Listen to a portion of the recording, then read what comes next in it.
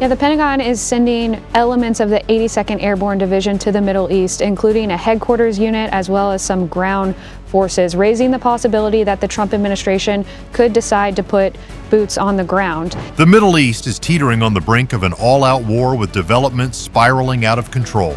From the U.S. hastily deploying elite paratroopers, the devastating airstrikes between Israel and Iran, to the mysterious 15-point ceasefire plan being ruthlessly dismissed. What is the truth behind this geopolitical curtain? Will the Middle East tinderbox detonate an inescapable global crisis? Let's dissect the details of this fiery situation right now. And don't forget to comment your views. Hit like and subscribe to the channel so you don't miss the sharpest analyses. The picture in the Middle East is falling into a spiral of brutal violence, entailing strong military intervention from the U.S., along with a series of widespread consequences across the region, from the U.S. hastily deploying elite rapid reaction forces to highly contradictory diplomatic efforts. The war between the U.S., Israel, and Iran is exposing an extremely complex geopolitical landscape. The back-and-forth airstrikes, the disruption of the global economy, and the exhaustion of civilians are putting the Middle East on the verge of a full-scale crisis. In the context of unceasingly escalating tensions, Washington's military moves are attracting global attention, especially the preparation to deploy at least 1,000 troops from the 82nd Airborne Division to the Middle East in the coming days. According to sources familiar with the plan, the deployed forces include a battalion from the 1st Combat Brigade, along with Major General Brandon Tegmeyer, the division commander, and staff personnel stationed at Fort Bragg, North Carolina. This division is the U.S. Army's emergency response force, specializing in executing parachute drop missions into hostile or contested territories to control key areas and airports. This deployment takes place in the context of the U.S. Department of Defense also mobilizing large-scale Marine forces, specifically the amphibious assault ship USS III and the 31st Marine Expeditionary Unit have been redirected from exercises near Taiwan.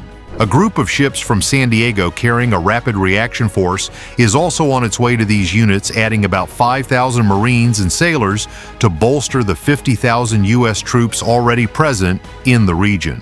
This presence is not lacking in bloodshed. As of now, 13 U.S. soldiers have been killed in action in the war, along with 290 injured troops. Among the wounded, 255 have returned to duty, but there are still 35 who cannot fight, including 10 seriously injured cases back home. This military intervention also causes divisions. A group of Democratic senators pushed for votes to force President Donald Trump to seek congressional approval before launching new attacks on Iran. However, this resolution failed with a vote of 47 to 53.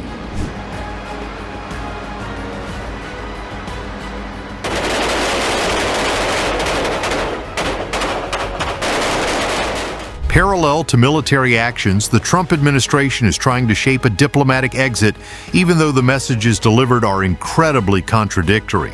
Most notably, the Trump administration has gone through intermediaries from Pakistan to send Iran a 15-point ceasefire proposal. President Trump even hinted about the U.S. having just received a very large gift related to oil and gas from Iran, implying that the U.S. is working with the right people. Mr. Trump confirmed that Special Envoy Steve Witkoff's son-in-law Jared Kushner, along with Secretary of State Marco Rubio and Vice President J.D. Vance, are all participating in the talks. Pakistani Prime Minister Shehbaz Sharif also publicly affirmed that the country is ready to host to facilitate meaningful negotiations. However, America's optimism met with harsh denial from Iran.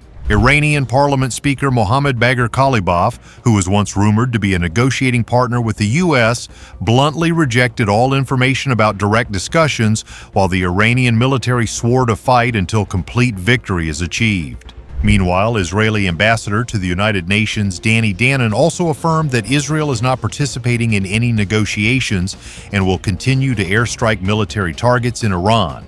An anonymous source said that Israel itself was also completely surprised by Mr. Trump's 15-point ceasefire plan. These contradictions remind us of the important lesson that diplomacy requires patience and transparency from all involved parties to avoid unnecessary misunderstandings. If you find these profound analyses of this global situation useful, please like and subscribe to the channel today to together update more educational and humanistic information. From here, we might wonder whether the parties can overcome their differences to find a sustainable, peaceful solution for the region. The reality of the war exposes a brutal truth. Violence is spreading uncontrollably, causing massive casualties with over 1,500 dead in Iran, over 1,000 in Lebanon, and 16 in Israel. The Israel-Iran front. Iran is maintaining a frequency of firing an average of 10 missiles per day at Israel. The 12th bombardment this past Tuesday hit an apartment complex in Bnei Brak east of Tel Aviv, injuring 7 people, including a 7-year-old boy and an 80-year-old woman. In southern Israel, another attack injured 3 people when it hit a mobile home area of the Bedouin community. In response, the Israeli military continuously launches waves of airstrikes targeting Iranian government infrastructure in the capital Tehran and the city of Qazvin. Particularly, Iran reported that a strange object fell on the Bushehr nuclear power plant area, raising fears of a radioactive disaster. The Lebanon battlefield. Lebanon is sinking into a crisis, with millions having to evacuate. The Israeli Air Force is heavily bombing Beirut and southern Lebanon. Airstrikes in Nabatea, Sidon, and Tyre provinces have left 9 dead and dozens injured in just one night.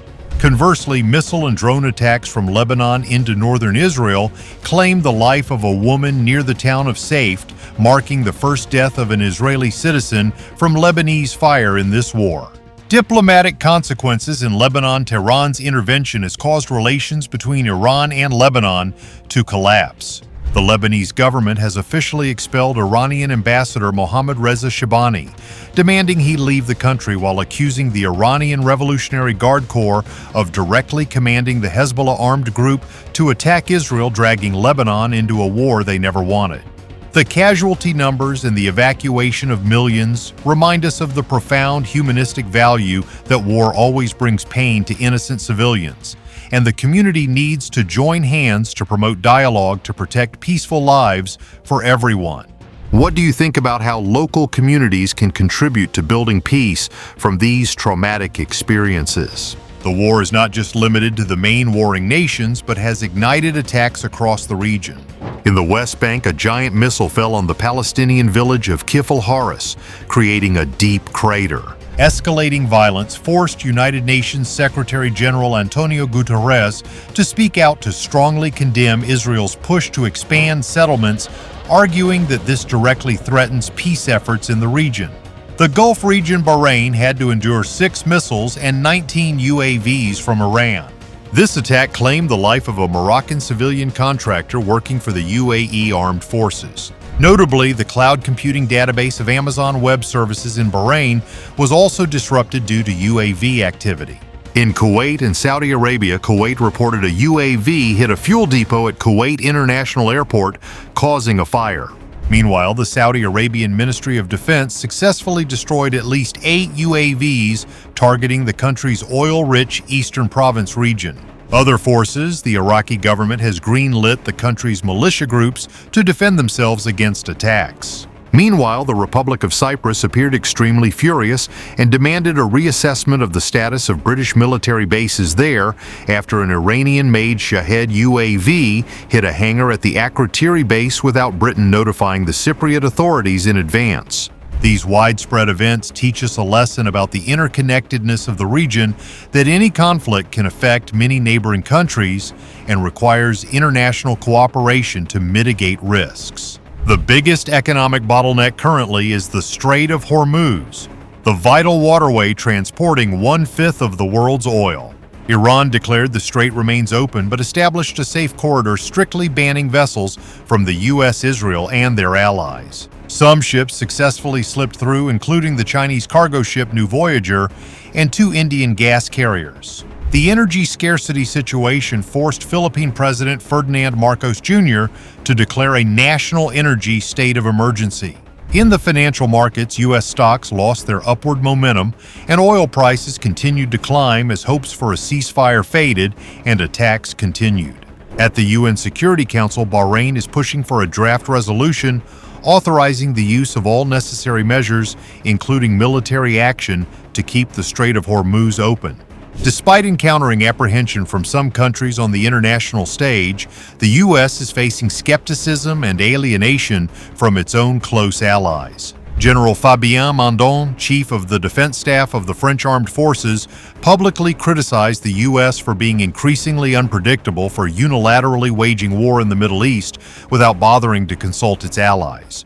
To appease U.S. Secretary of State Marco Rubio had to fly to France to persuade G7 countries to support the U.S. global leaders, continuously calling for de-escalation of tensions. Turkish President Recep Tayyip Erdogan warned Israel not to sabotage diplomatic efforts. Chinese Foreign Minister Wang Yi urged all parties to seize every opportunity to negotiate. At the Holy See of the Vatican, Pope Leo XIV also earnestly reiterated the call for leaders to seek solutions through dialogue instead of weapons, emphasizing that violence and hatred are causing millions of innocent civilians to lose their homes and lives. In summary, the U.S. military mobilizing the 82nd Airborne Division and the Marines is just a small piece in a fiery geopolitical chess game. With missiles still ripping through the sky from Tehran to Tel Aviv, diplomacy falling into a deadlock due to inconsistent messages, along with economic disruptions threatening the globe, the Middle East is currently facing a catastrophic reality where the path to peace still seems very far away. The future of this region now depends on whether America's 15-point plan is truly a life preserver or just an illusion in a desert full of bombs and bullets. From these complex developments, we draw a profound lesson about the value of peace in maintaining economic and social stability for the global community. When prolonged conflicts not only affect military personnel, but also innocent civilians in many different countries. This encourages each of us to reflect on the shared responsibility in supporting diplomatic efforts to minimize human suffering. Do you think major powers should prioritize dialogue over military action in regional crises?